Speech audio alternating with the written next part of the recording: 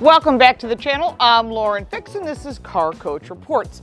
Now there's a lot of SUVs in the marketplace and a lot of crossovers, but this is Honda's #1 selling vehicle. It's the 2020 Honda CR-V. This is the Touring Edition. Now there's a hybrid as well. We'll do that as a separate review. But this is a very popular vehicle and they've made some changes for 2020 that might impress you. Let's take it for a drive. We'll show you some of the details and we'll give you some Car Coach Reports ratings along the way and some pros and cons and some things you should think about before you go on a test drive. Let's go for a ride. Under the hood is a 1.5 liter engine. This is standard for all CR-Vs except for the hybrid, which is slightly different. This is 190 horsepower and gets really decent fuel economy. And as far as performance, it fits right in the middle of this segment. Let's do a 0 to 60 run on this CR-V. This is a normal mode. It's not a rocket ship, it's not a race car, but this is what it'll sound like on an on-ramp. We just reached 60. Don't even bother in eco mode. I tried it. It was substantially slower. Obviously, eco mode's meant for that stop and go traffic, maybe waiting for your kids outside at school. It does have an auto off, so if you're sitting at a traffic light for a period of time, it'll save that tablespoon of gas. I always laugh about that because everybody hates those auto stops, but they start back up, and I'm just not a fan of them, so I shut them off. If possible, in this case, there's a button for that, and I shut it off. That disables the idle stop. There are other cars in this category that have pretty good performance as well. Now again, we're basing it off of other vehicles in this size, in this category. That's what's most important. So for performance, I gave it a 9. Handling on an SUV or a crossover is going to be different than that of a sedan or a sports car. There are certain expectations, and some of those are the fact that it rides comfortably, and you can hear that a lot of potholes in our lovely New York roads are not great, and I am trying to find the smoothest roads possible considering the situation. And because of that, I know that handling on this vehicle is really good. It's pretty sporty in the corners. It's not a sports SUV. It's not a AMG or anything of those levels. But when you're looking at a Honda CR-V and you're looking at the overall ride quality, the impressive brakes that are on this car that are well balanced for the performance, because that has to be a give and take. You can have all the go power, but you also need some whoa power, which is the brakes. And you're looking at handling on a vehicle of this size in this price point and category, I gave it a 9. When it comes to safety, that is a top priority, and Honda has thought that as well. Instead of nickel and diming people to death with, you can add this safety feature and that safety feature, Honda decided every CR-V, all of the Honda lineup, gets a full suite of safety standard, which means no extra charge. I was impressed. Some of the pedestrian cross traffic alert, the backup camera, the cross traffic alert in the back, blind spot detection, active cruise control. A lot of these features are so expensive, you don't even see them on some cars in this price point. So for safety, you gotta give it a 10. Visibility is really important on every vehicle. I always say seating is #1, we'll do that next, but visibility is #2. So when it comes to visibility, there's this huge piece of glass in front of you, gives you great visibility out the front. Out the sides, you've got the lower sills, which is part of the design, and we'll talk about that as well. And I think there's really good visibility because you want people in the back seat, including children, to be able to look out the window. They don't want to see door panel. Looking out the back, the center headrest goes all the way down. The ones on the side are kind of large, but you need that for protection, for whiplash protection in case you get hit from behind.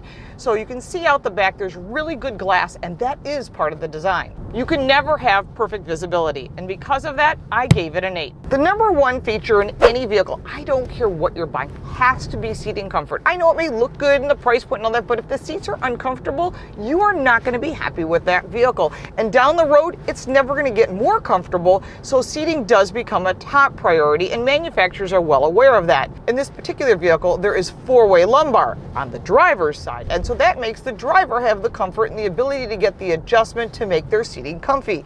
But what if you're on a road trip? What if you're the one that has to sit on the passenger side? You get nothing. You get a 4-way power seat that goes back and forth, and the back of the seat goes up and down. That's it. So you would be very uncomfortable on a long road trip. So I'm really disappointed in the fact that still, I've talked to Honda multiple times, there's no lumbar on the passenger side. Let's take a look at the second row. There is a ton of legroom in the second row. Now this is really great if you've got child safety seats, because you know kids will just kick the back of your seat because they don't know any better. But it's also good for adults back here if you're going for a ride. So it seats 3 comfortably in the second row. Behind the center console, you have 2 vents and 2 2.5 power amp outlets, which is great for charging those phones, iPads, and everything else. Also here on the passenger door, you've got storage for bottles of water, whatever you might need, and of course you've got a speaker so you can get that audio system back here because it is a well-balanced audio system. Again, it's not the premium, it's not like top-of-the-line Harman Kardon, but the sound system is great considering what you're getting. You're not going to get silence in a cabin. Now overall, your head and shoulder room is great, and in the center console on this 60/40 split rear seat has 2 cup holders, and it's at a nice angle, and these do recline, which is really great for getting those child safety seats in there properly. Overall for seating, driver's seat, like I said, good lumbar, passenger side, nothing. And this is where they lose the bulk of their points in my book for the Car Coach Reports ratings. I gave it a 6 for seating. I have talked to the people at Honda. They do understand that you want lumbar on the passenger side. There is a cost to that. It might slightly increase the cost of the vehicle. I think it's important. Tell me what you think. Is lumbar on the passenger seat as important as it is for the driver's side? If you sit here, you're going to want it. Let us know in the comments below. The technology on the 7-inch screen has a lot of good things. It has Apple CarPlay and Android Auto, which is standard, and it's to be expected these days. People want that, as well as satellite radio. Now you've got your map, and your navigation system is a little bit slow to load, and I'm a little disappointed in the technology. It's kind of dated looking. Considering this is supposed to be updated, a software fix would change the way the map looks. Kind of disappointing on that. It's kind of about 10 years old in the look. The audio system is a little difficult to operate. You can't change the channels without going into the push buttons, which are a little slow to reply. But otherwise, you can add all the apps from your phone to this center screen. It's 7 inches, is really nice. As far as technology, and it goes into the features, but as far as technology itself, I'm going to give it an 8. Now when it comes to features, that's a different story. 3-stage heated seats, heated steering wheel, that is a must in most areas of the country. There is an Econ button if you're looking to save when it comes to fuel economy. Down below you've got a 1.5 and a 1 amp charging connection, as well as wireless charging, which a lot of people want. I'm not the biggest fan of wireless charging, but it's nice to have it. A lot of us always want to be charging. You've got 2 cup holders going further back, your standard Prindle, which is kind of in a little obscure location. I'm just not sure. It seems like it almost is left behind here. I'm not really sure how to describe this, a little dated, but the storage here is fabulous. You've got a power outlet, which is great, but you also have a lot of adjustability and a nice high armrest. So thinking about how consumers use this vehicle is really important. The steering wheel is nice. The controls are easy to use. There's nothing complicated. The gauges are digital, but they're easy to read. And of course, all the buttons on the left side over here are for safety. Lane departure warning, opening the rear hatch, and tons of storage in the door, and 2 memory seating. That is great when you have 2 drivers with this vehicle. So for features, I gave it a 10. There are some design changes for 2020. Note the LED headlights, the new look, slight changes. Also, the wheels are alloy. They're 19-inch, and that's standard on the Touring. Moving along the body lines, this is a really nice, clean, good-looking SUV, and they've done a nice job trying to make it stand out in the crowd without making it too edgy and unique. When you look at the body lines along the side, one of the things I noted when I talked about visibility is that there's the ability for people in the car to see out. Some manufacturers have created this huge side wall of metal, and they limit the glass. It looks really cool, but it limits the visibility. Let's go around to the back. Around the back are modern LED taillights and a new rectangular exhaust pipe. Very clean along the back. Very similar to what you've seen before at the CR-V. They don't want to be too dramatic. They've made some minor changes for 2020, but the design is still very impressive and still pleasing to the eye. I gave it a 9 for design. Quality on all Honda vehicles has always been excellent. Most of their vehicles are built here in the US, and they build more vehicles in the US than most manufacturers. So when you're looking at the quality of build, it's not just the gaps of the panels like I always talk about, it's not just the materials themselves on the exterior, but it's the interior materials as well. So overall, the materials are really good. There is some hard plastic components and a picture of wood grain. I'd rather not have that. Give me some sort of modern, silvery look instead. If you're gonna put in wood, put in real wood. That makes it expensive. So when you total all this up and you look at every single component that you can, for quality, I gave it a 9. When you look in the back of the Honda CR-V, there is a ton of storage. Now, if you put the 60-40 split seats down, you get 75 cubic feet of storage. That's a lot. Now, if you're gonna put 2 people in the back, you're gonna be around 52 square feet of storage.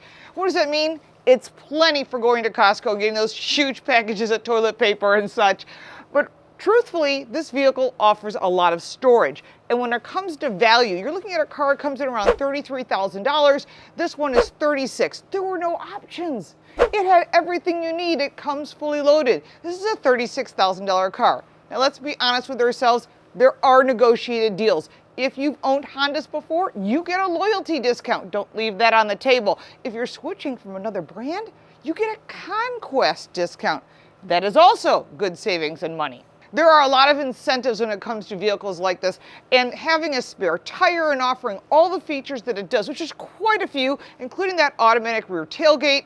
The value score on this vehicle is a 10. Now overall, when you're looking at a vehicle like this, there is a lot to offer, including having a button to close the deck lid. That may seem ridiculous, but there are some vehicles in this category that don't offer that, and I've reviewed them. When you're looking at a total of the CR-V compared to its competitors, you can see why it's the best-selling Honda that's available. One, you're getting all-wheel drive. You're getting tons of features you would not get in other vehicles without them nickel and diming you to death, and you start loading it up, and suddenly you're into that $40,000 range, which puts you into another category of vehicles again.